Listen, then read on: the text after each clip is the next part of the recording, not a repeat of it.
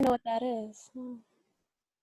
It hasn't happened anymore, but yeah, it used to it used to freak me out.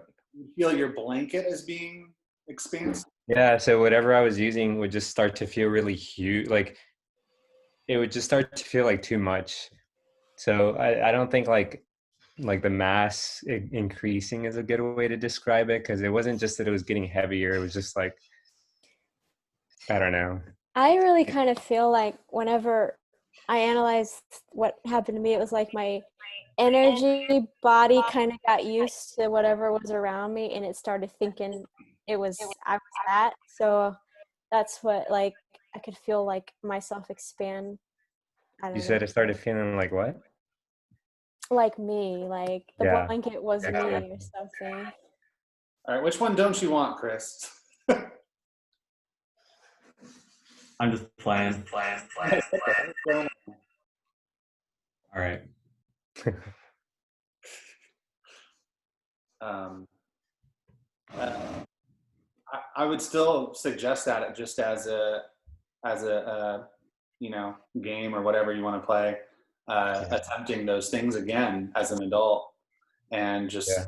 noticing because in a sense you're training other parts of your brain that you're not normally working with. So like, if you can do it in that context, can you apply that in a meditation in a certain regard? Can you make your body expansive to that way, or can you make, or the opposite way, making it super small?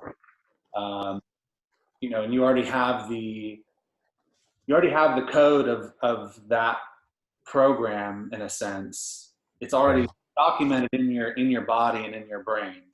It's just a matter of recalling it and recreating it to create that effect.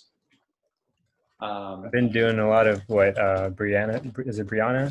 Brianna? Brianna? What you were saying, like like it became an extension of you. I've been doing that because I started like juggling, and whenever I get really into it, it feels like my being is expanding into like these objects. But Cool, yeah. yeah. Oh, by the way, Alex, I got my float toys staff in yesterday. Staff? Ooh. Yeah.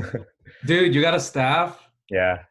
Dude, that's what I'm getting. I actually, well, I only have a PVC pipe, but I've been practicing. I noticed my dexterity is getting a lot better. Hmm. So next step, yeah, I'm definitely like by Renfest. Hopefully, it's still around. Yeah. Or Renfest is still going on, but I'm definitely gonna get it before then. Mm. Dude, I Do you can't. know any cool like practice like techniques to practice with it? What about it? Do I know any techniques? Yeah, like bow staff movements or Yeah, I've never been like classically trained, but I kind of have an idea of what it might feel like, so I'm going with it now. Yeah. Yeah, I can't wait to play with your staff. yeah. It's cool. There's another one I really want to get. I forget what it's called. On I know what it's. Shit. Hold on. It's really cool. I was thinking of getting the nunchucks, but I'm like, nah, Alex already has those. So if I ever want to mess with them, I can just borrow his or Yeah, but exactly. those would probably be my next purchase at some point in the future. Yeah, I'm glad I bought them. Yeah. Did you get the because I saw a set that like you can turn them into like poi and all that. Is that what you got? I got the best ones, best newest ones they had because I was like, well, Yeah. I'm already going to spend this kind of money. I might as well spend it for the newest possible Yeah. thing. Yeah, I was really tempted to get those because you can do like it had so many modifications of things you could do. Because I mean, I like you showed that day, you can split them apart, and but then you can also like put like a rope on them and like. Yeah, But I'm pretty happy with the staff. yeah. All right, this is the one that I also want to get the Boo Gang. What'd you call me? Boo Gang. Hold on, let me show you. These things. Oh yeah, those are cool. Yeah. And their movement is on point. I know. Oh man. It's a lot of fun. All right. Well, I think we Yeah, have other people in, but let's just kind of get started on something.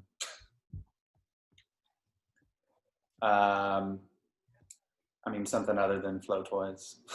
Wait, let me grab my other journal. Oh, okay. Well, I mean, I think this is a good like conversation too, right? Like the ability to expand your being into Yeah, objects, I feel like is kind of like a simulation. absolutely, absolutely. It's a really good topic to jump into if y'all want to get more into that, and or we could talk about other things you can try. I mean, similar to the one in the bed that I like to work with is kind of letting my mind let the ceiling expand outwards, and Yeah. because when you're like this, there's a weird, you can kind of let your mind slip, and you can see the crack, the separation between the wall and the ceiling. And instead of seeing that as a separation that goes at a 90-degree angle, let your mind go and let it expand it out upward as if it does not go at a 90-degree angle, and it's just a continuation of the wall. Of course, it works better at nighttime. It's not, with the lights on, it's more difficult to convince your mind. Yeah.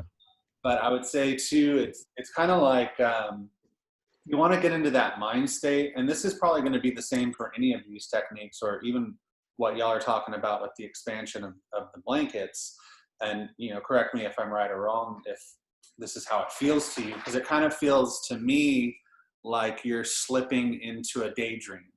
Like that's kind of the mental space that it feels like when I'm going through that kind of a technique or a practice or whatever you want to call it. Mhm. Is that how it feels to y'all? I think how I would put it into words is almost like creating your own simulation and like changing the physics of it. Yeah, no, So that's the right feeling too. I get that. yeah, because I've been doing like a lot of wall work too, like kind of yoga. I mean, I don't know if it counts as yoga, but like what I'll do is like in my mind, I start imagining the gravity's pulling me into the wall instead of downwards, and Yeah. like playing with like the feel of that, or even just with juggling, like I'll like define in my mind like some force field between the two balls, and then like start like playing around with it, doing different things. And then at some point in my mind, it starts feeling like there's actually a force field there. Yeah. And so then you can do like juggling, or like, I don't know, I can't do it sitting down. But basically, you're tossing the balls around, and there's like an imagined rope between one. So it's like following one of them. So yeah, I can't do it right now. But But Alex, they, yeah. Oh, sorry. yeah, that I guess it's kind of like daydreaming or imagination. Go ahead, Brianna. There is like a feeling of a slip, Yeah. so that does happen to So Yeah. confirm. that's really more what I was driving at. What y'all are talking about is and what you're talking about specifically, Angel, is great as far as the program that you're running. It's like that's the Yeah. simulation that you're running, right? Is that you've set in motion that this is what you're shifting your perception to believe. But on the Yeah. other side of it is that you're setting it, and then you're allowing yourself to go and experience that moment. And Mhm. when you're in that place, that's kind of what I'm getting at, is how does your mind feel? How does your body kind of react to being in that place? It's almost I like got non-thought, or like I said, why I was calling it, referring to more of a daydream, or you could call it maybe like a flow kind of a state that you. It just becomes real. it becomes real, and you're just allowing yourself to immerse into it without second guessing Yeah. the accuracy or the truth behind it. And it's like there's a lot of little things that you can practice with, where again, similar to doing the meditation or doing energy movements or any of this kind of stuff, is you can't, you typically are not capable of realizing the maximum capacity of any particular program or simulation you want to run on a first go. And that if you expect it to be this fully like enthralling and physics actually changing event, that you end up failing because you don't allow it to just happen and experience whatever might happen. Like, I think yours is a perfect example, Angel, about the gravity pulling you towards like the wall. And it's to say, well, is that actually happening? No, it's not physically in truth happening, but by shifting your perception, you are in essence gaining a little bit of the effect of what you're after, in a sense. It's kind of like even doing like handstands or doing other like balancing poses. It's almost like you find your drishti. You all know what a drishti is? Focus. Like the straightness of your spine, basically. So a drishti is a Good for focus spot. So that's what like dancers use. They use a focus spot to help keep them balanced when they're doing their spins or when they're on one leg or on any particular point. If you find your drishti, your balance point, then you're able to stay focused and stay balanced. Whereas when your eyesight is all over the place, you're falling and flailing all over the place too. Yeah. Hey, Claire. Hey. Hi, guys. Hello. Yeah. Sorry. We all talking about yoga? Not Balance. Not we were talking. I mean, yeah, drishtis and yoga. That's where I kind of got that term from, or sure I've heard it before. But Yeah. Talking about different ways to shift your perception into a little bit more of a perception expanding beyond your normal human perception. Like Angel was talking about feeling, working with. Or do you want to explain what it was, Angel? Yeah, so there was two things. Like I've been juggling, and there's like this concept where you can like start just defining, like pretending there's a force field between the balls, and then you just start moving it around, and then you can change like the diameter of that. And so at some point your brain starts feeling like there's actually a force field there. And then when you start tossing the ball around, like it just helps you be able to do movements better. And then the other example was like doing wall work kind of with like, I don't know, it's not really yoga, I guess, but like I was working with my handstands and I was just doing stuff against the wall. And then at some point I just started like pretending in my mind like gravity was pulling me into the wall instead of down. And it just felt like a different, I don't know, just a different experience, I guess. So it was like forces outside of yourself, kind of like assisting you and working with. Cool. Yeah, and I guess like it's, to me it feels like I'm redefining the physics of the simulation that I'm experiencing. But like Alex is saying, you're not really changing the reality. You're just in your mind interpreting different. Right.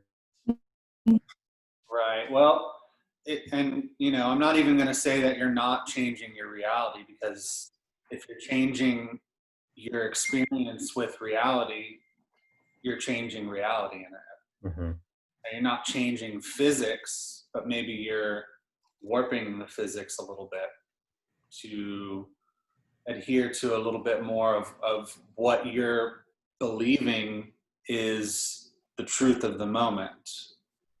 So you're convincing yourself so much so that this is and I'm expanding a little bit more than what you may or may not be doing, is that convincing yourself so much that this is truth that you begin to experience that feeling. You begin to operate from that perception that is what is going on.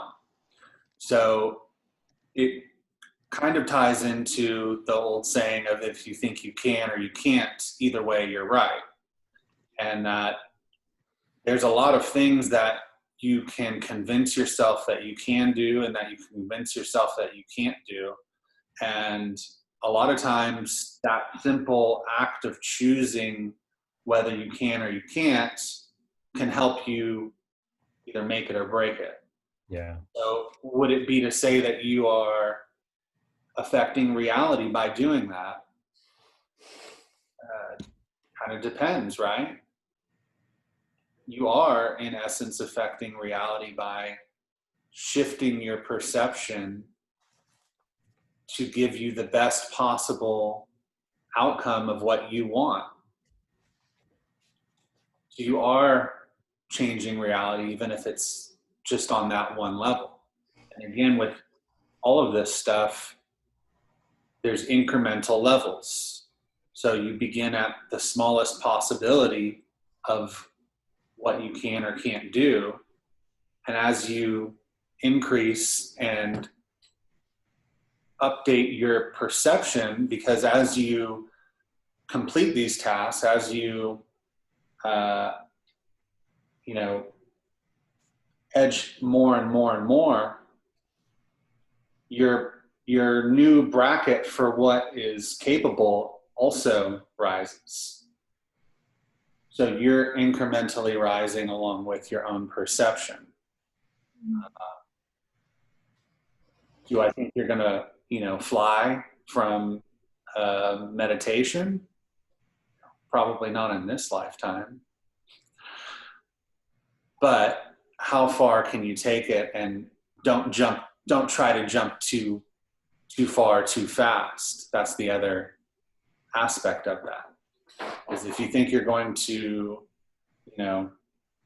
right out the gate, be able to do like Neo jumping from roof to roof, is he going to make it? No one's ever made the first jump. And of course he ends up failing. And that's a bit of an extreme example, but it gets the job done for this kind of thinking. Somebody going to say something? Have you done an in-between class yet with the group? Because that's exactly what this topic's about. Yeah, I don't know that I've ever billed it as an in-between class. I think I've touched on certain things as dimension walking. Oh, okay. They're both very similar. And I don't know, I've maybe touched on in between here and there. Can you define that term? What is that? What is in between? So it's kind of like just immersing yourself in this perception of reality that is almost all extrasensory. I shouldn't say all extrasensory, but it's like you're increasing your capacity for feeling and experiencing other perceptions. And I would say, Claire, when you and I went to that park and walked around it, that's like first levels going in between. So it's like, again, how far can you take that determines, or it's more or less determined by how much practice you put into going into that state of mind and how much time you put into, immersing yourself in that. To me, it kind of feels like it's not as intense as tripping, because you're doing it on, of course, a natural level. It feels like trying to hold and maintain a daydream mindset and walk through reality and feel the room, the trees, experience the whole experience almost as you in another sense. To me, it feels like walking through the grid of reality and recognizing that you are walking through your own mind. It's that shift of perception from walking in this world and being a part in this world to recognizing that you are the world and you're walking through yourself. And so everything is like a tree, is like an arm to you. Everything is like a hand to you. Everything is a part of your body. And you're almost experiencing it all as once, but you're also experiencing just a bit more extra of what's going on, because there is a lot of extra going on that your body isn't necessarily privy to. So you begin to have these other types of experiences with objects, with the environment, with people, with your psychic sensory. Yeah, I don't know. I think, how would you describe it, Brianna? I thought you did a very good job of saying how your sensory picks up on a whole bunch of different things. For me, it's honestly very hard to describe because it's hard to get there. I've probably only gotten there 2 or 3 times, and one of those times it was actually deep. And it's like you're in a state of mind where they say that's where you do miracles, because you kind of become one with your environment, and it kind of, for me, it kind of exists within your soul consciousness and your chest center. But the deepest I got in that space, you kind of walking like a zombie. You want to do this kind of like in a private place. But I was walking through a home, heading outside, and I was looking at some like Chinese characters, and all of a sudden it's like I could like the patterns just came out, and I'm like, oh, I feel like I can learn Chinese now. Like before it's like, oh, that looks so hard. And then like all of a sudden the patterns just emerged. So that was the first cool experience. I went out, and I was very hyper aware of my own relationship to reality. Just my psychological, I guess, baggage was, I could only go so far in kind of going into that in between space, because I had a certain baggage holding me back to stay grounded. So I was aware of that. I tried to surrender it, and then I think that doled me out actually. But before all of that, it was more of just like a connection towards, the ground is what I really looked at, and the grass, and it's just like a different sense of time that happens. I don't really know what else to say. It's one of those things you don't want to put too much expectations on, because there's probably so many endless possibilities that can happen in that state. So. Yeah. The reason I probably don't mention it too much is also partly that, because to have set up an expectation for what it could or couldn't be. And the other reason is just because it's difficult to attempt to try and bring somebody into that state of mind, which is why, anytime I try and do it, usually when we'll set up something of doing like a month or so of intensive meditations and clearing and setting your mind up right to have the best potential results for doing that, for attempting to do that particular technique, is to say that on the one hand, most of you know me and have been practicing with me long enough that you get my terminology or the terminology, so that when we are in that mindset, or we try to go to that place, and I'm directing or guiding on what to do, is to say that you're going to understand it and not have to think about it so much. That you don't want to be in a place of necessarily thinking. You want to be in a place that you can say, listen to direction, but run that program. So very much like what the beginning of the conversation, like if I was to say, if we're walking, and like Angel was talking about using the feeling of gravity, and we're walking, and I'm saying, feel the gravity pulling your whole body down, feel it in your fingertips, feel it in your hair, feel the immense gravity of the earth pulling you down, pulling your clothes down as you're walking.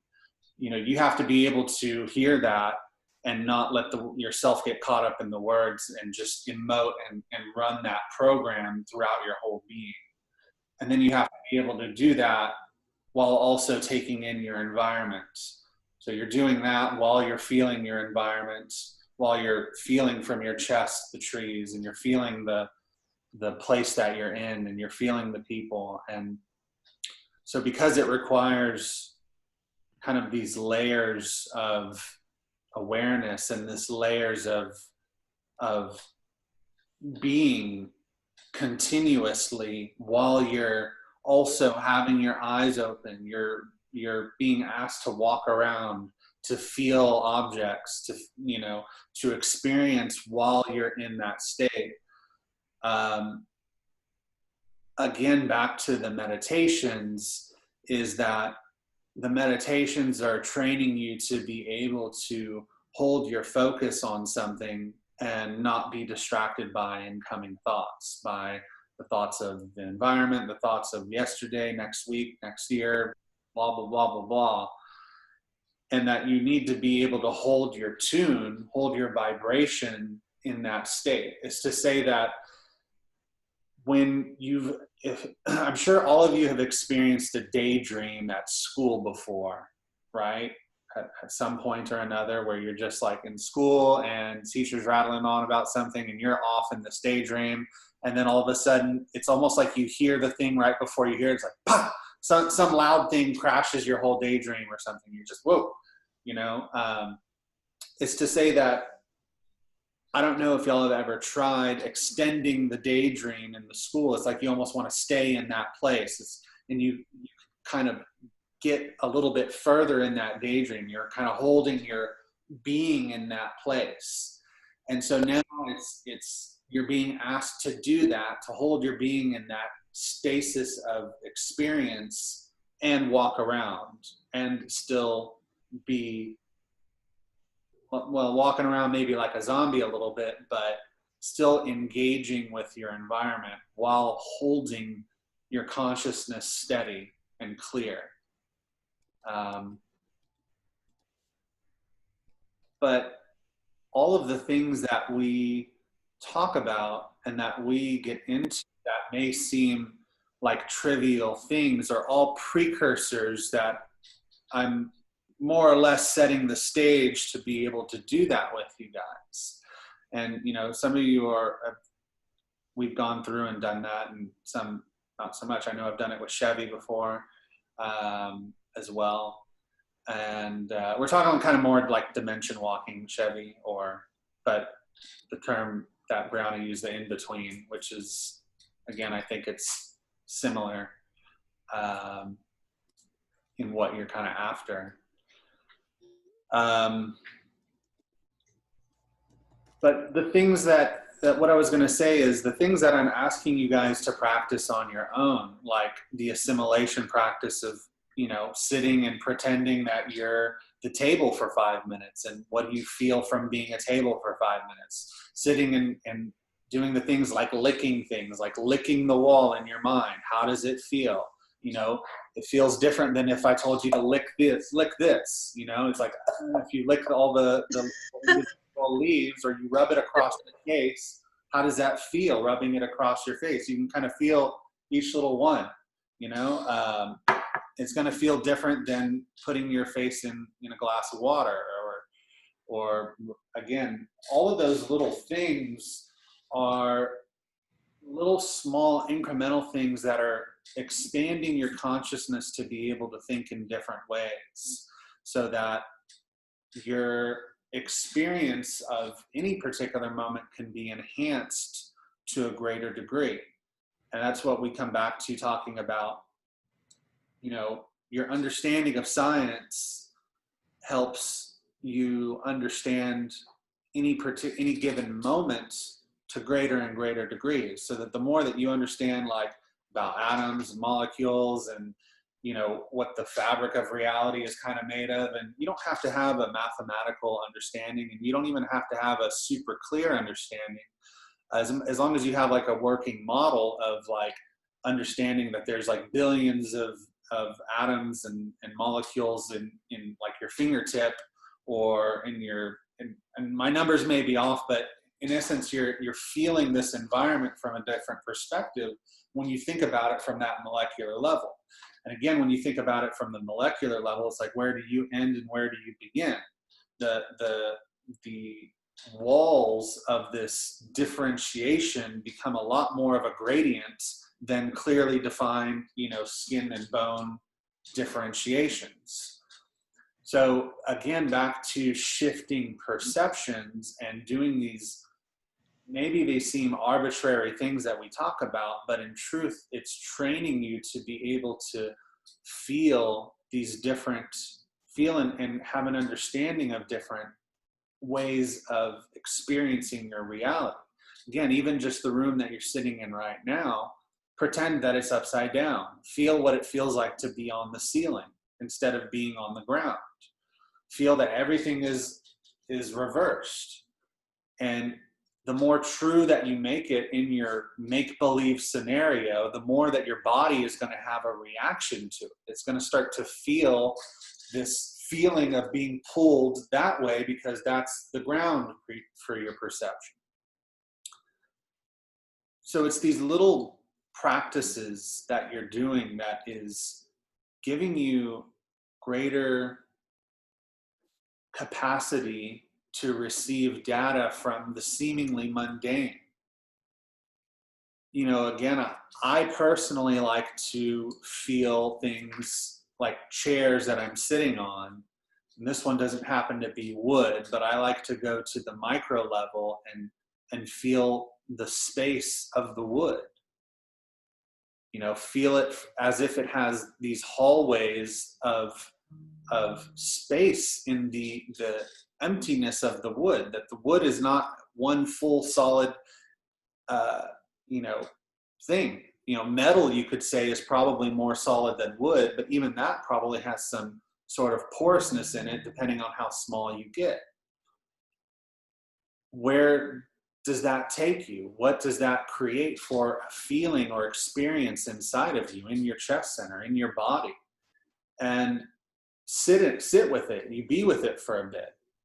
And again, it's training you to feel things from a different way when you spend some time with these objects or with animals or anything that is outside of the realm of your normal way of perceiving. Helps you, again, expand your ability to perceive greater things. Back to the gravity one. Using gravity is a great tool for helping with your balance, for helping with, your yoga things that you want to do. It's also coupled with shifting your perception. Again, the gravity on the earth, even thinking of it this way, we're on this ball that is spinning at about 70,000 miles per hour, that is circling a sun, that is circling a black hole. There is not one part of you that is in the same moment as the previous moment. It may feel the same because you're in the same room, but in truth, you're hurtling through space. So you're always moving, even though you're still. How does that feel? What does that do to your consciousness when you perceive from that place? Maybe it does nothing for you. Maybe you sit with it longer. Those are the kinds of things that you play with. Lay down on the ground and just feel the gravity. Feel the earth hurtling through space. Look up at the sky and realize that you're on this big ball, humongous ball in comparison to you. You're a microbe. So if you're a microbe, what are you experiencing? Well, now you're experiencing the micro life. All of this here is microbial life. So again, it's just things that you can play with, that you sit with, that expand you.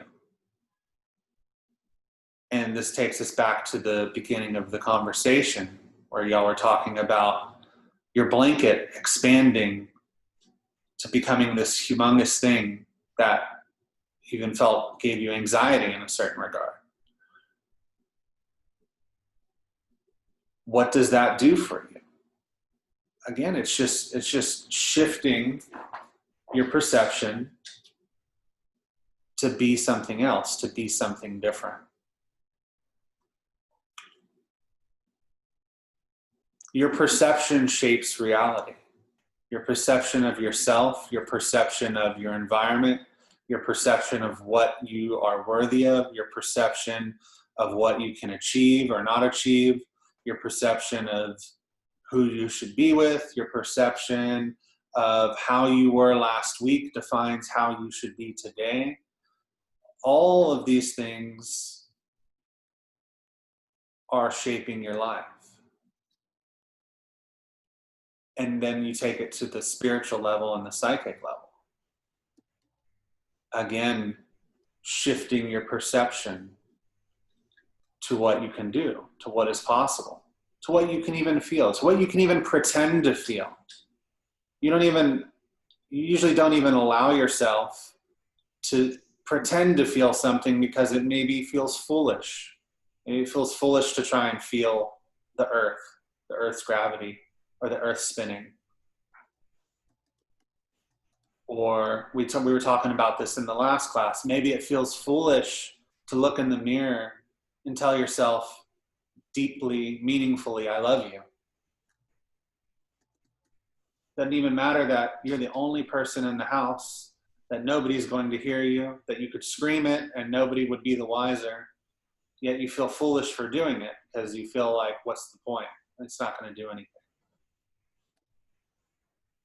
Or maybe it completely shifts your perception and your love for yourself, that you become who you're meant to be. But you'll never know because you don't try.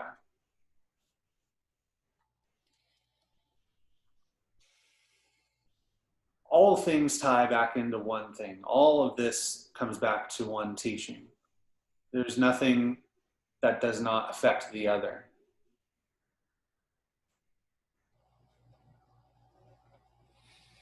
I don't know. Are there any thoughts? I kind of feel like I'm just going on.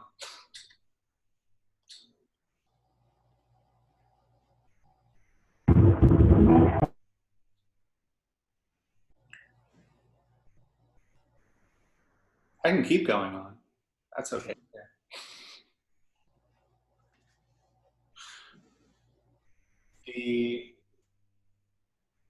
Another perception shifter that you guys can try. Try to become about flea size in your carpet. Feel yourself the size of a carpet fiber. That you're walking through this terrain of fibers like a forest. That each tiny fiber is a huge redwood tree. Again, what does that do for you? What does that feel like?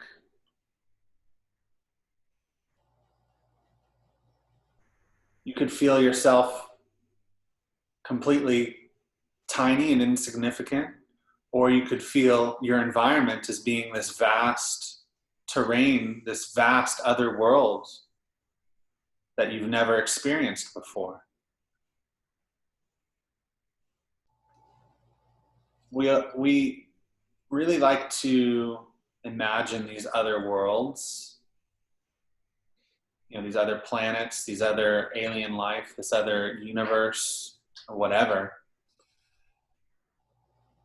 And we have an understanding that we are connected to everything, that everything is one, that we're part of this fabric of reality, that our consciousness is all one consciousness. This is all God consciousness. We are God consciousness. But we forget our connection to this source, to this everything, to this energy that is everything.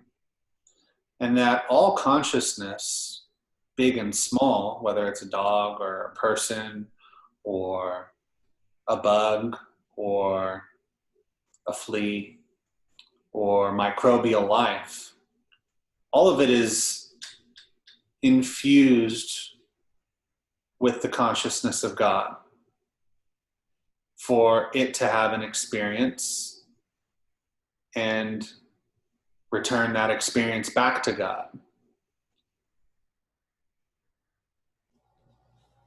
I wonder if you allow your beliefs to accept that you are part of that consciousness, this totality, and that you can, as an energy being, as that your true consciousness, that you can tap into any creature, any life force in existence. And to start with the things that are around you. You don't need to try to project to another world. Project to the micro life on your couch. Even, I would suggest this too. Look up what the micro life on your couch might be on the internet. I bet you'll find pictures of, there's everything on the internet now. So I bet you'll find pictures of what that microbial life might look like. I bet you'll find pictures of, how even that microbial existence might be. And feel yourself there. Feel yourself encountering those beings, those aliens that you would never experience in this particular existence, that terrain that you would never experience in this existence. The physics of that particular experience, because it would be slightly different than this particular physics. You can experience an alien world in your living room, in your body.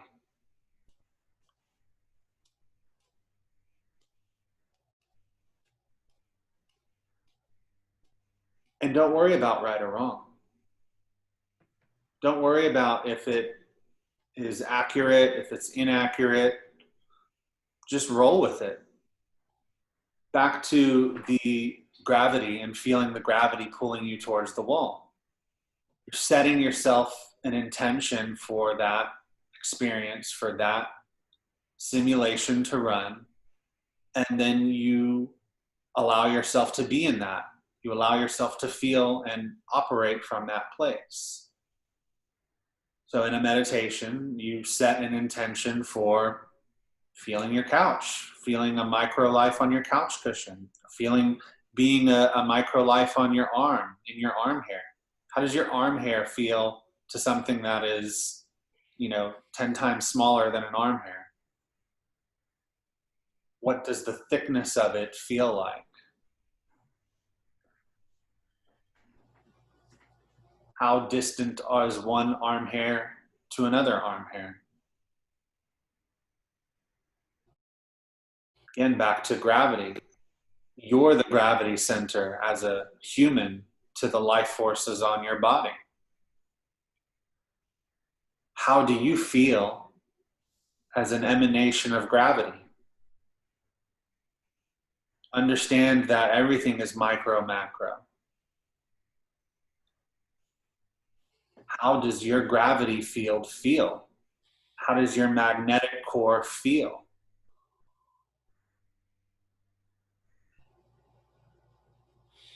Again, placing yourself in these, whatever you want to call them, these techniques or Frames of reference. frames of reference, yeah. It does something to you. Do y'all feel it even as we're talking here? Do y'all kind of feel the mental body shifts going on? Yeah.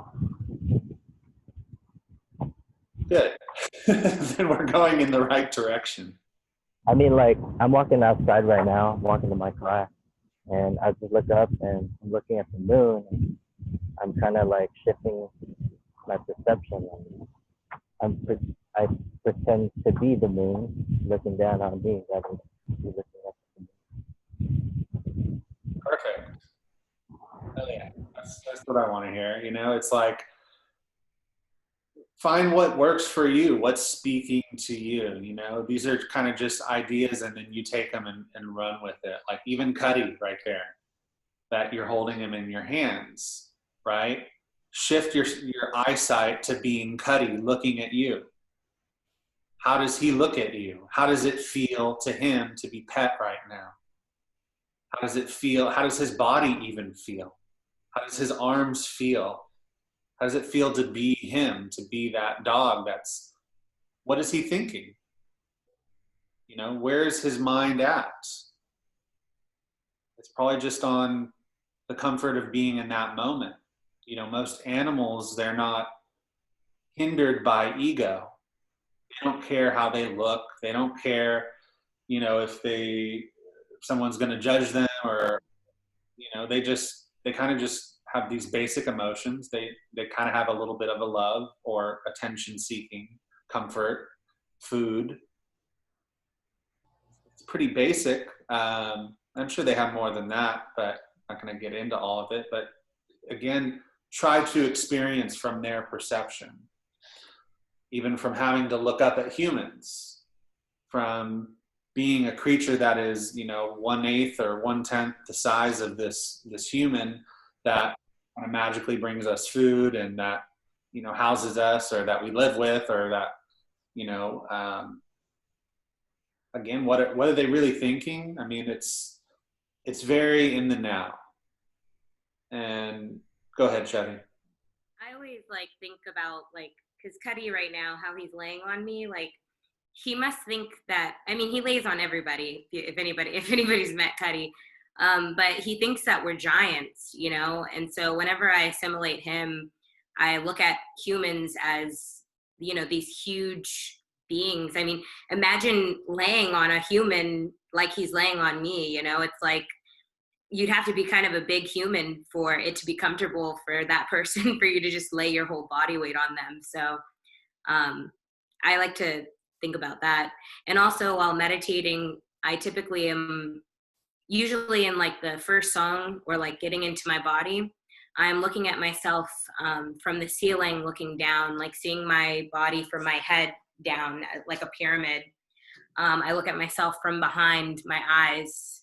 So like as if I'm behind myself, I look at as if I'm in front of myself and each side. And then I look at all of those ways simultaneously. So it's like I'm looking at myself from like a full like 360, but all at once.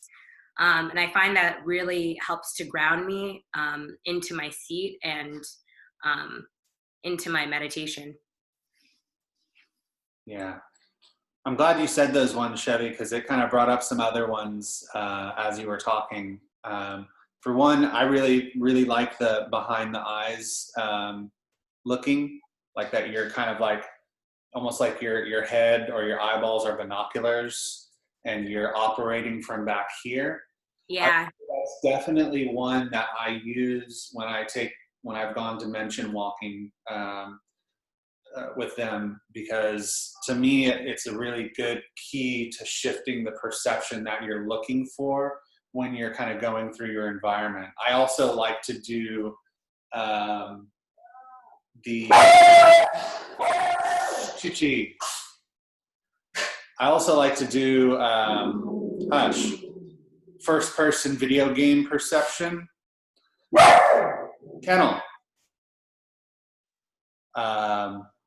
I like to do first person video game perception, that like almost everything is like this wall kind of thing. And I'm just experiencing things kind of like this, where especially like if I'm walking through trees, like kind of fixating my vision on something and kind of, but I'm still paying attention to my peripherals. And so the trees are kind of moving past my peripherals, but I'm feeling them up until the very last moment. I like doing that one. I actually do that pretty much like every time I run. I'm shifting my view. It's almost like it's like almost like an out of body experience, but it also helps my endurance. But it's almost like I'm not really it's also like, I think from like a runner's high that I get. I don't know if any of you guys like to run, but it almost feels like you're just like this bouncing body, but you're taking it all in. I don't know. It's hard to describe, but yeah, I don't know. Yeah. One other thing that came up when you were talking, and this is probably one of the, I want to say, I particularly remember a time early on in my practice when I tried this perception shift, and it really, really was something vivid in my memory now, and vivid in how it helped me shift my consciousness.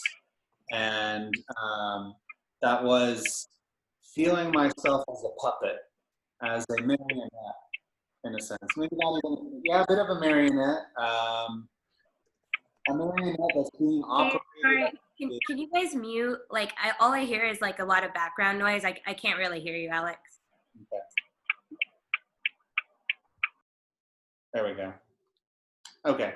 So I'll start over. So one of the big things that really shifted my consciousness early on, and still does, because it has a very odd feeling when you plug in this simulation, and that is to visualize yourself as this marionette or as a puppet, and that these strings are being pulled by this consciousness either behind you, or you can visualize from your brain consciousness. This energy is squeezing certain spots in your brain to pull the tendons in your arm and in your fingers to grab. So for me in particular, it's the grabbing motion that, just opening and closing your hand, but instead of opening and closing it with your awareness being in the hand center, open and close it from back here. So it's like you feel your brain pulling the tendons, which is in truth what is really happening, is that your brain is pulling certain brain things. Your energy is actually engaging certain parts of your brain to pull these tendons to make your hand open and close. So as you're operating this body like a machine, like a car, you're feeling yourself as operating from this driver's seat, either in your brain or behind your consciousness, behind your body, and then you're walking through life, or you're engaging with life, or you're moving your chin, or you're engaging your vocal cords to make certain sounds. The vocal cords, to me, doesn't necessarily, it's a little bit more abstract for that than the hands. But in truth, everything is operating from that place. Everything that you're doing is operating from a puppeteer and marionette state of consciousness. It's just that we choose to, again, engage our bodies and relate to our bodies as being us. Most of our existence in life is through the engagement of this body. And we very much relate to it as it is us, when in truth our consciousness, our energy body, is the true isness, the true soul, the true being of who and what you are. And that is what is inhabiting this vessel for engagement in this particular reality. So again, back to the puppet and the puppeteer, and if you can feel, to me, it's the tendons and the fingers. It's opening and closing your hand. You don't think about it, right? You don't have to think about opening and closing your hand. But try to feel what part of your brain is engaging to make you do that. You're not going to have necessarily a definite answer. It's just, again, back to shifting your perception to make you think in a different way. I mean, I feel like this is a really nice precursor into non-thought. It is. Actually, like that is non-thought. The opening and closing of your hands.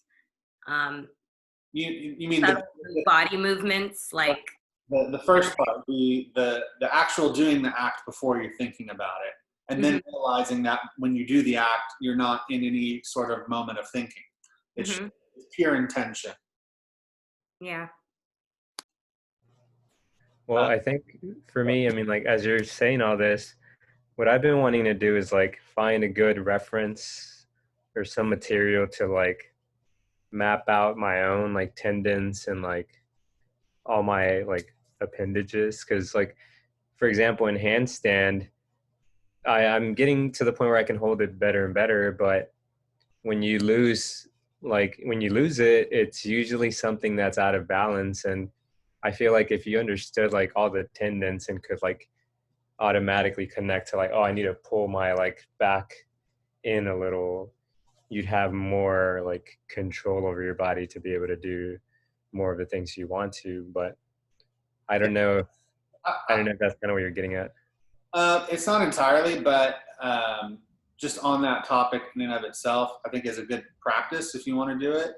But at the same time, I think the more that you practice your yoga and the more that you practice any particular technique in yoga, like handstand or other balances, that's probably, you're going to gain a lot more truth from how to adjust and where to adjust versus looking at a diagram of your tendons and your bones and all that. Just my opinion is that in that practice is where you're going to really find your balance. Go ahead, Adam. Like I feel like for yoga, like back to Chevy's like non-thought, like I feel like that's where I get whenever I get flowing in like my yoga flows and stuff into a place of like non-thought in a way that like I am the flow. And I'm trying to explain it right now. Yeah, like I am the flow, and I try to teach that to my students, you know, instead of being so like rigid and or like thinking about as each pose as like one, which is good to like start off at like, you know, starting with each pose as like one. But then the true purpose of yoga, in my opinion, is to get to that non-thought where you're like disconnected from your body but still connected to the point that you are the flow, like the movement of your body is one singular movement for 60 minutes, and then you're just there like laying and like absorbing that like energy and the flow that you like continuously like built up on in that tiny little space that we call our yoga mat. And I like that's what like yoga is for me. And like it kind of reminds me of like when you first talking at the beginning of class when you were saying like changing your perspective and like being like you are the world and the trees are like your arms. It's like you are the yoga, you are the flow, and like the breath is like your arms or something. I'm trying to make a good connection, but yeah. I'd like to add something to that. So,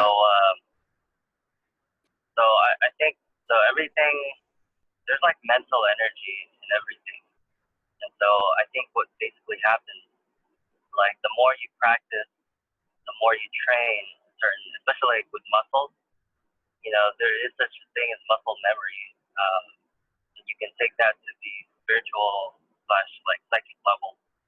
You know, so if you think about it, we have so much muscles and like tendons and everything in our bodies, and you know we don't really think about moving it. But that's because we've trained those systems to think for themselves, so that we don't have to spend so much of our own mental and conscious energy, like doing simple things such as lifting your hand or your finger. In much the same way, like going into yoga, when you practice your forms and whatnot, your bodies act and your appendages act without you even telling it how to act. They just know how to move. And also, I guess it gets to the point where even your environment becomes a part of you.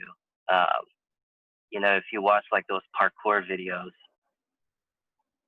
it seems like in a way that the obstacle courses that people are jumping through, running through, become a part of them. It's somewhat of a dance in a way. So I think, I think what Adley says is like becoming the flow, or flowing, or going with the flow. I'm not sure what I'm trying to get to, but it's essentially just flow. Yeah, no, you're right on point. And honestly, to take it back to even the beginning of the conversation, that's exactly what Angel said at the beginning regarding the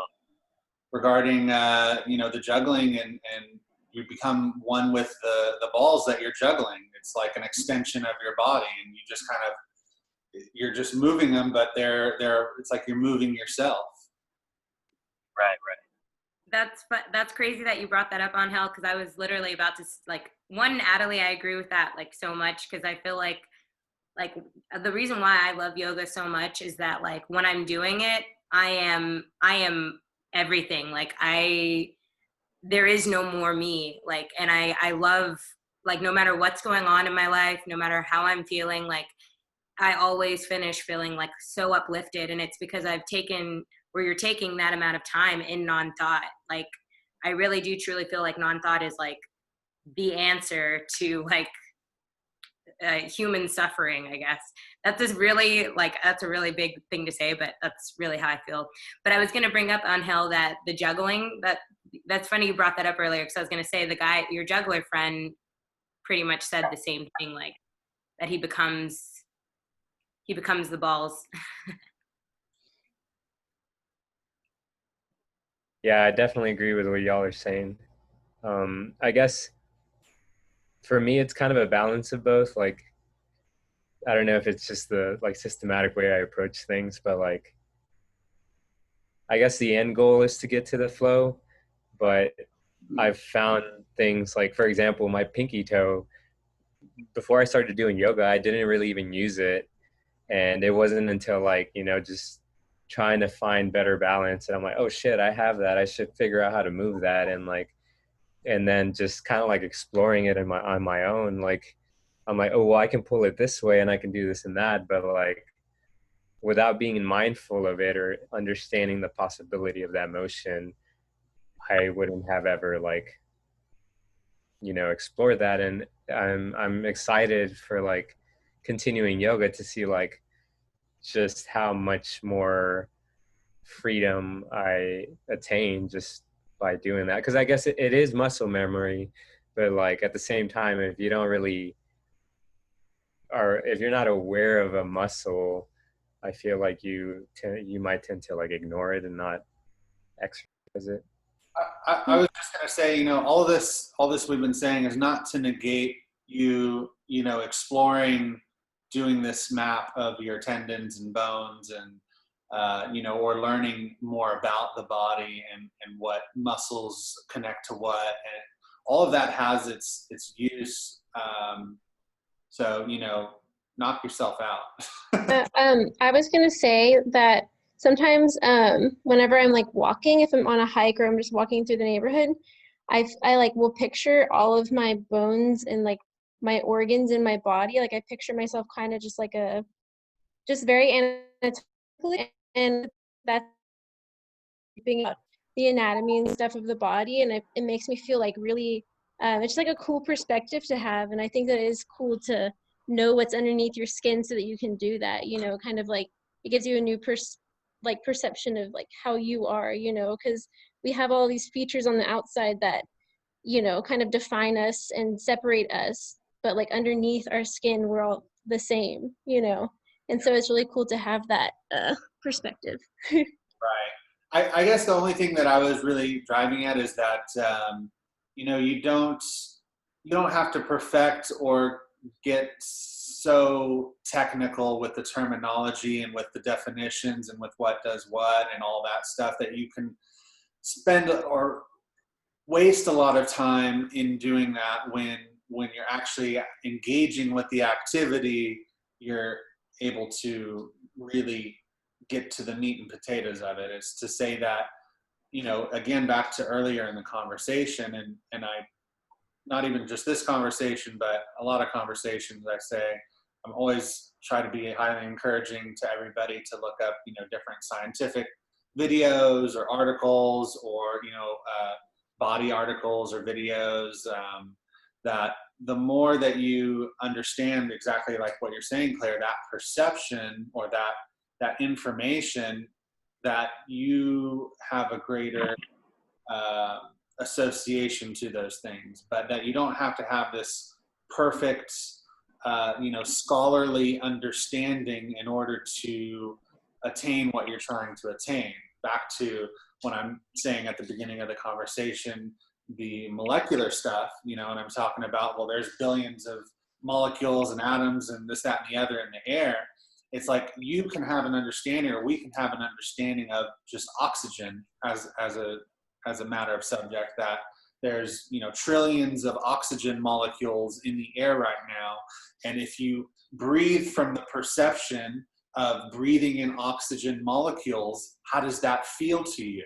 It's like, take a breath in right now, like, and breathe in like you're kind of feeling the bubbles, like these molecules coming into your body.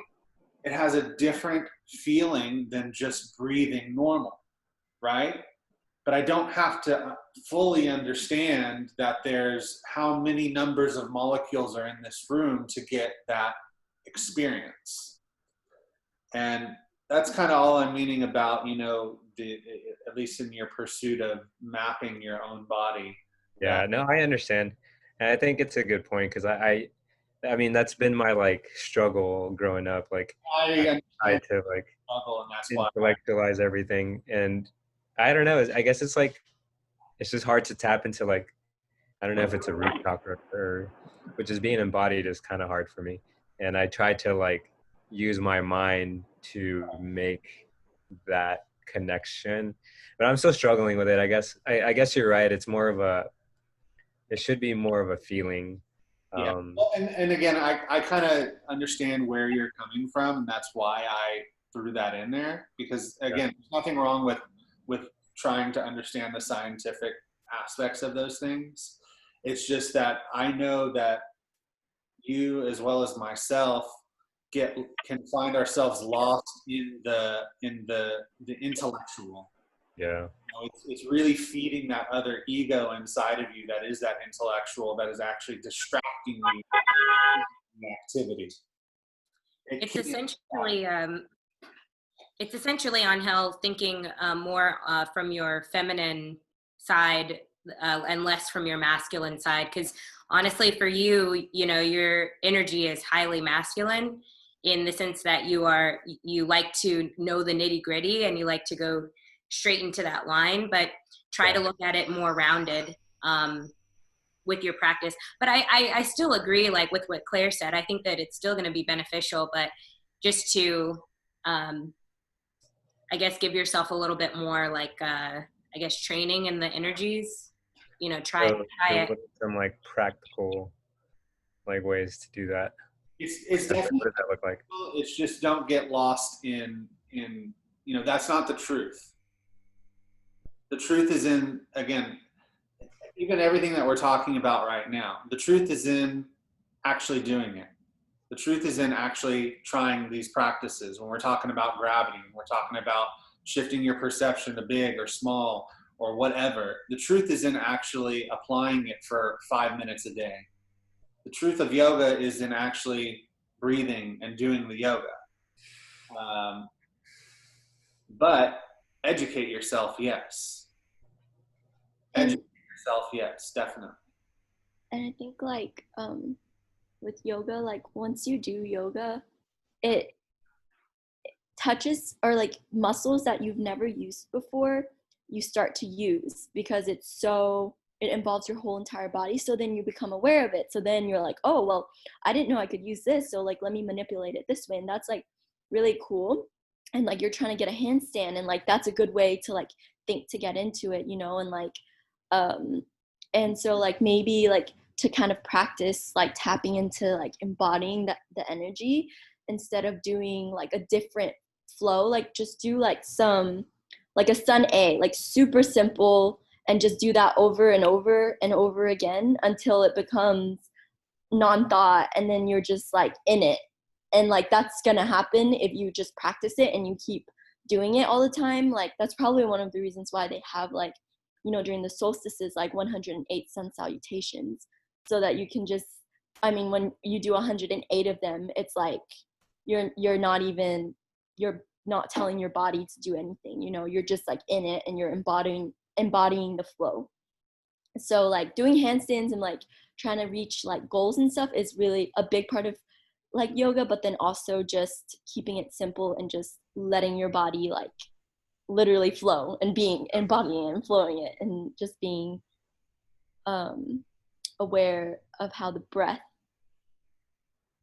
like pulls you into the flow. Like once you have a powerful like breath practice during your flow and you understand like when to inhale and when to exhale and when to release and when to hold, like I feel like it's just something that comes with like practice. It's not something that you can just get right away, you know, and like when you get it, like you'll know. So yeah, maybe just like simplifying and just doing short little like mini series, and then just like focusing on your breath and how it pulls you into each pose. I also find that once you're in that flow state, you're like in yoga, you're able to master your skills more. So like in a class, if you're in that like state, if you go into a handstand, sometimes you can just do it, you know what I mean? And I think part of it is because you are very like aligned, you know, and you can just do amazing things once you're in that state. So I think that's good advice, Adelie. Yeah, Does anyone have like all my like inversions and things have come on times where I'm literally not trying, where I'm just like, oh my god, I'm upside down, and then I'm like freaking out because I'm upside down, and then I fall, and then I try on purpose, and then I can't get it again until the next time that I'm like not thinking about it. It's really weird, like, and that's just like how it is, I guess.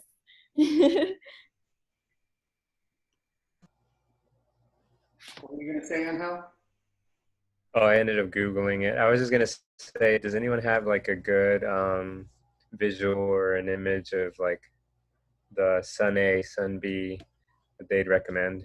Because I haven't actually committed those to memory or learned them, but I have heard a lot of like good, like positive things about them. Because I know it hits like, I don't know if it's true, but I've heard that it hits every pose is in those, Well, and it hits all the muscles. speaking of Ashtanga, What is that one? if you follow like an Ashtanga flow, that's what you're really after, that it hits every like kind of body.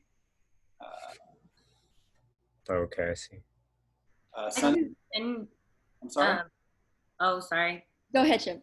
I was just gonna say one of the things, like with yoga teacher training, we did it to like these drums, which allows you to like follow your breath. And I had to record it and submit it, so I can send it to you. It's just me doing the Sun A and Sun B, but I'm doing it very slowly, and my breath, you can hear my breath through the video, and it'll help you kind of keep your breath count. Like doing that like over and over, I don't know, I've learned a lot in this last like month.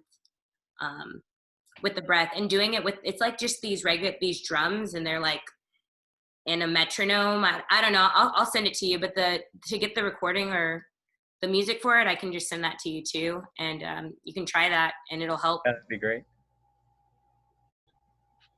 So I have a challenge for you guys, since this class has been interesting and talking a lot about different techniques and different perception shifts. Try to choose one and work on it for like a week. And what I would say is that in the meditations that I set up, in the playlist, that I set up, that really the main bulk of the meditation is to focus on the chakra points, the lower, the heart, and the mind. That's really the purpose of that particular, is you're feeding that energy body, you're feeding your soul with prana to be able to do these things for greater lengths. And the playlist that I set up, I usually do it with 5 tracks. The first, like I say, is to relax and get into some sort of state of mind that you're more attuned to be able to be in a meditation. You're letting go, you're releasing. And the last is, I always say, just to relax and feel how you're feeling. So what I would say to you is use the last track, since you're already in a meditation, use it to invoke one of these feelings for that 5 or 10 minute track. That you're in this meditative state of mind, so you're already primed up to have the best potential results from any of these techniques that we've talked about tonight. And let yourself, let's use gravity as an example for the 5 to 10 minute last track after the chakra points. Immerse yourself in feeling the gravity of the earth for that 10 minutes. You don't have to think about, I'm feeling the gravity of the earth. Do I feel it in my, you just going through your body, feel it in your hair, feel it in your cheeks, feel it in your overall being, but immerse yourself in that perception for the 5 to 10 minutes. So again, you should choose it before you go into your meditation. So if you're going to do that one, or if you're going to do feeling, an assimilation practice, like say you're going to become the chair that you're sitting in for the last 5 to 10 minutes of the meditation, do that. Be the cushion. Feel your weight of the body pushing down on the cushion. How does that feel? Feel the weight in the structure of the, you become the chair for a bit. Become your environment for a bit. Feel the earth spinning. Become yourself from that perception as a marionette. Again, try to choose one and work with it, and then choose something else and work with it. And like I say, the meditation playlists are set up so that you can be in the best state of mind to approach something else afterwards. That's how I personally like to set them up. And again, this is something that I do that I don't know that I've ever necessarily shared it. I always just say it's kind of, you do what you want with the last track. It's a good time to do, and I'm getting off topic, but in that state of mind, you're primed up to do manifestation in a better state. You're primed up to, again, connect to everything, feel the whole consciousness, shift your perception to being energy. That if you really believe you're a soul, if you really believe you're an energy body existing in this vessel, where does the energy stop? Does it stop with you? Does it stop with your auric field? Does it stop with your environment? The energy doesn't stop at all. The energy is everything. It is all one energy field that we're a part of. So shift your perception to that, to being that. What does that feel like? Try to separate yourself from your body for that time. Become something else. And see what happens.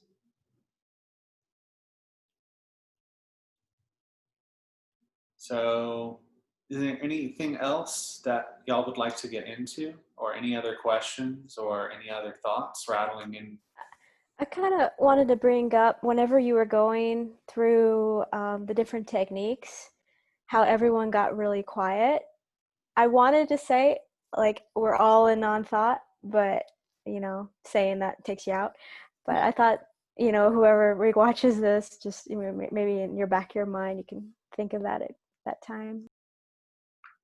That's a really great point. I'm glad you brought that up. Thank you. But yeah, it's true. It's, again, I think I even was like, anybody got anything to say? And I was just like, it's blank. Well, and then Canuto brought up he was shifting, and I'm like, I'm shifting, but I don't want to stop it. Yes. Like, I haven't felt like that shift in a while. I'm like, ooh, I want to practice again. Okay, simulation. What else is there? Anyway. Yeah, you like shifted our perspective like 10 times, and then you're like, any thoughts? And I'm like, wait, what perception am I in right now? Like, Good. Well, we'll do some more of this then if you guys want to work on this kind of stuff. Yeah, it's great. I think I wanted to say something earlier, but then I forgot what I was going to say when someone else said something. But I think this is good practice to ultimately understand being compassionate towards not only other people, but towards basically everything.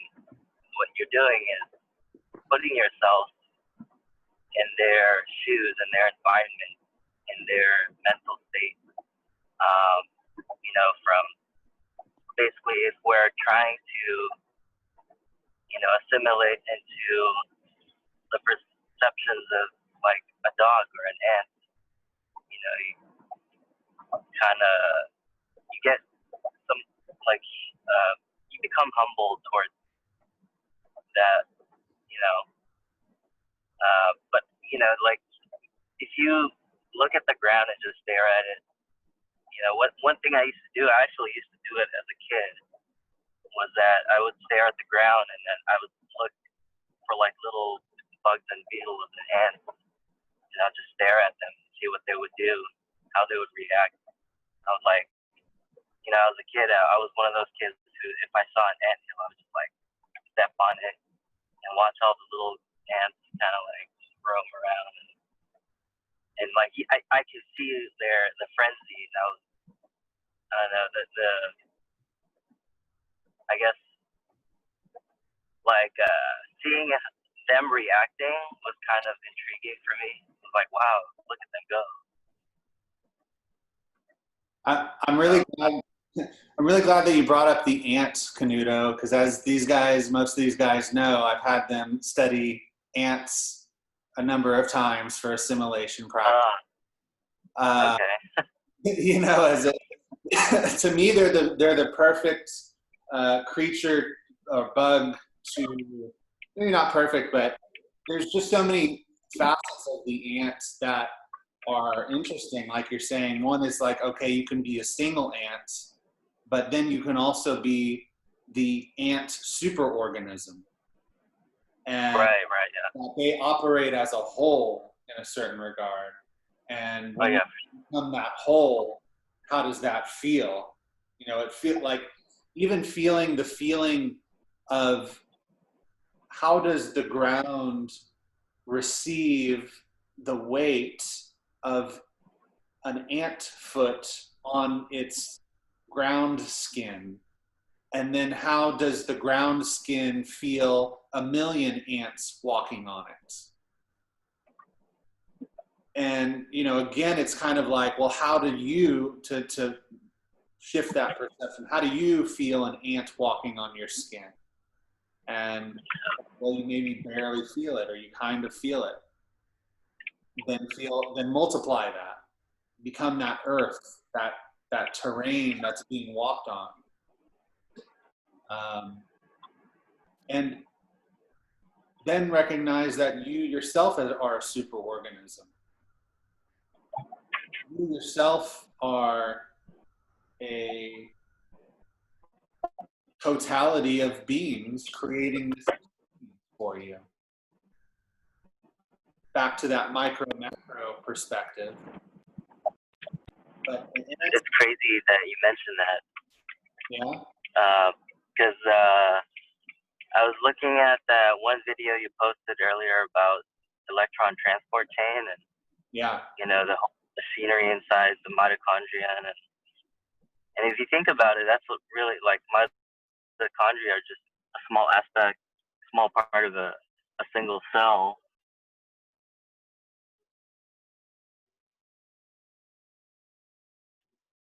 The cell works, and then the organs come together to form you.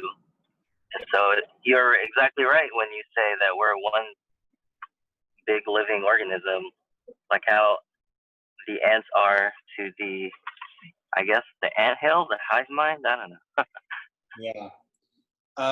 And what's interesting too is you can also, once you can understand the hive mind superorganism of an ant or a beehive, now you can apply that to people and recognize that we are all affected by a collective consciousness that is infecting our minds and directing our will in certain ways, and that there's even on the world, there's different feelings that places carry And a lot of them are like, you could say collective guilt in a certain regard, or collective pain in a certain regard. Like the US has certain, like Texas has a feeling to it when you're here. And then if you went to another state, they have different feelings.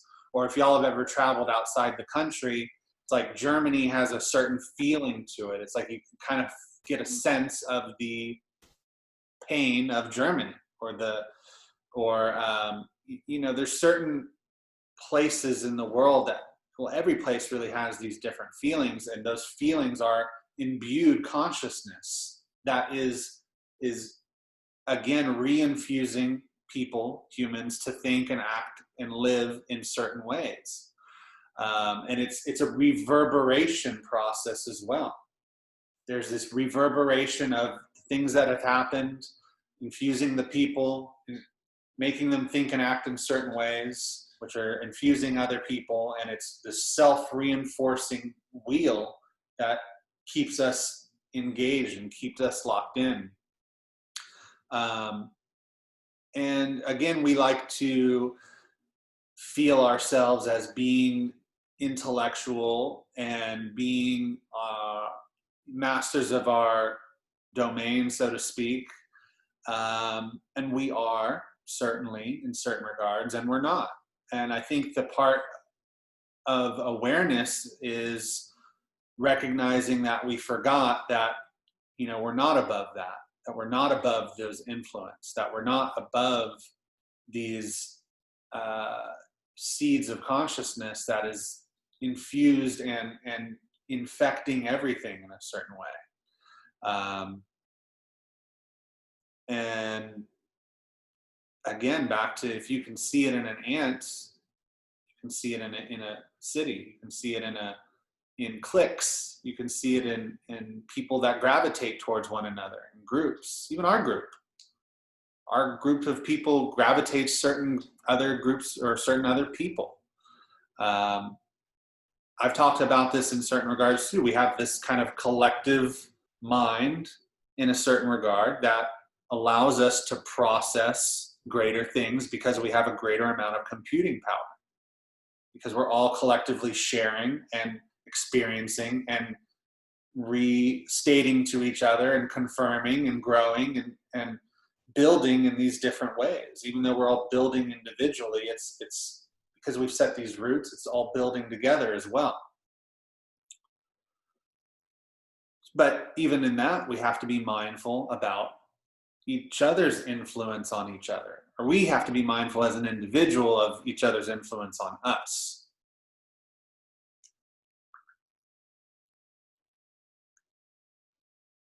But yeah, that's it. I don't know.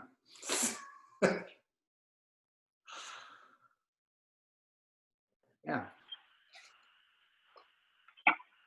So, calling it a wrap. Anything else? Yeah, man. Seeing ya. Yeah, I'm glad everyone joined tonight. Always really appreciate the conversation and the energy and the love. I have a couple of playlists. I made one last night. I made one today, so I'll send them to you guys. You can choose, you know, pick your poison kind of thing. And Your hands, you look like a cute, like a. Love you guys. Feeling good, Alex? I've had a pretty good day, honestly. I feel like I've accomplished, or enough accomplished that I feel decent. Like I changed my sheets, you know, and Hi. so got class, so it's always a good stimulating conversations. Always really enjoy. So yes, Connecting with you guys. this. Yeah, I feel like I've never seen you do that like a day in your life. Like, it's so cute. So kawaii. Kawaii. But all right, guys. So we're practicing perception shifts. Yeah, Wait, okay, the I'm on it. meditation, and try it out. Okay. And then we'll add some more to it with your guys' feedback next week. So good luck. Good night, you guys. Bye, you guys. See y'all later. I guess it's done. Hey, y'all.